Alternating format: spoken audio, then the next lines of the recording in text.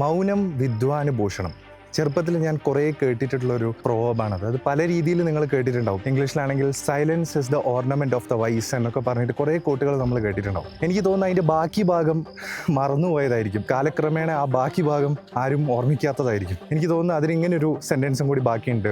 മൗനം വിദ്വാനുഭൂഷണം ആകയാൽ ആ വിദ്വാന് ദാരിദ്ര്യം സുനിശ്ചിതം. 10-20 കൊല്ലം വേണ്ടി വന്നു എനിക്കത് മനസ്സിലാക്കാൻ വേണ്ടിയിട്ട്. മൗനമല്ല വിദ്വാനുഭൂഷണം. Speak for yourself. ഇൻസൾട്ടുകൾ വരുമ്പോൾ പ്രതികരിക്കുക. നോ പറയേണ്ട സ്ഥലത്ത് നോ പറയുക. നമ്മൾ ഈ മൗനം ആചരിച്ചുകൊണ്ടിരുന്നു കഴിഞ്ഞാൽ ജീവിതവും മൗനമായിട്ട് പോകും. അവസരങ്ങൾക്ക് വേണ്ടി സംസാരിക്കുക. Reach out to peoples. ഇൻസൾട്ട്സിന് തിരിച്ച് ഇൻസൾട്ട്സ് തന്നെ കൊടുക്കണം. ഇങ്ങോട്ട് വരുന്ന ആക്രമണങ്ങൾ മൗനമായിട്ട് നേരിടാതിരിക്കുക. അങ്ങനെ നേരിട്ട് കഴിഞ്ഞാൽ we won't reach anywhere. Maybe it depends upon person to person. പക്ഷേ എനിക്ക് മൗനം ഒരു നല്ലൊരു ആചാരമായിരുന്നില്ല.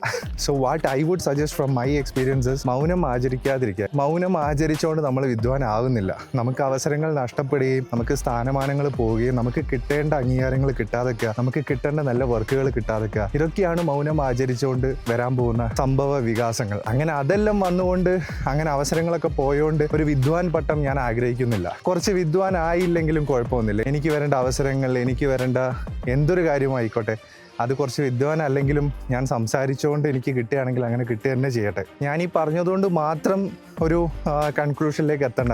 നിങ്ങളെ തന്നെ ഒന്ന് സ്ക്രൂട്ടനൈസ് ചെയ്ത് നോക്കിയാൽ മതി. മൗനം ആചരിച്ചതുകൊണ്ട് മാത്രം നമുക്ക് നഷ്ടപ്പെട്ട എന്തൊക്കെ ഉണ്ടെന്നൊന്ന് ചിന്തിച്ച് നോക്കിയാൽ മാത്രം മതി. സോ മൗനം വിദ്വാനുഭൂഷണമേ അല്ല. എനിക്ക് തോന്നുന്നു പണ്ട് പ്രായമായിട്ടുള്ള ആരോ തിരിച്ച് പിള്ളേരെടുത്തുനിന്ന് ഇങ്ങോട്ട് വർത്താനൊന്നും കിട്ടാതിരിക്കാൻ വേണ്ടിയിട്ട്, ഡയലോഗൊന്നും കിട്ടാതിരിക്കാൻ വേണ്ടിയിട്ട് ഇറക്കിയൊരു സ്റ്റേറ്റ്മെൻ്റ് ആണെന്ന് തോന്നുന്നു. മൗനം വിദ്വാനുഭൂഷണം. അപ്പോൾ വിദ്വാനാവാൻ വേണ്ടിയിട്ട് ആരും തിരിച്ചൊന്നും മറുത്തൊന്നും പറയില്ലല്ലോ. Speak for yourself. വേറെ ആരും നമുക്ക് വേണ്ടി വന്ന് സംസാരിക്കാൻ പോകുന്നില്ല. നമ്മുടെ കാര്യങ്ങൾ ചെയ്യാൻ പോകുന്നില്ല. നമുക്കൊരാവശ്യം വരുമ്പോൾ നമ്മൾ തന്നെ ഉണ്ടാവുള്ളൂ. നമുക്കൊരു ഡ്രീം ഉണ്ടെങ്കിൽ, സക്സസ് ഉണ്ടെങ്കിൽ നമ്മൾ തന്നെയാണ് അതിനെ പെർസ്യൂ ചെയ്യേണ്ടത്. ഇനി ആരെങ്കിലും ഈ പ്രോബ് നിങ്ങളോട് എടുത്തിട്ട് അലക്കുകയാണെങ്കിൽ പറഞ്ഞാൽ മതി. അതിനൊരു ബാക്കി ഭാഗം കൂടി ഉണ്ട്.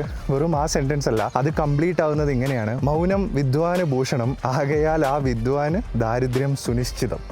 So speak for yourself. മൗനം ആചരിക്കാതിരിക്കുക.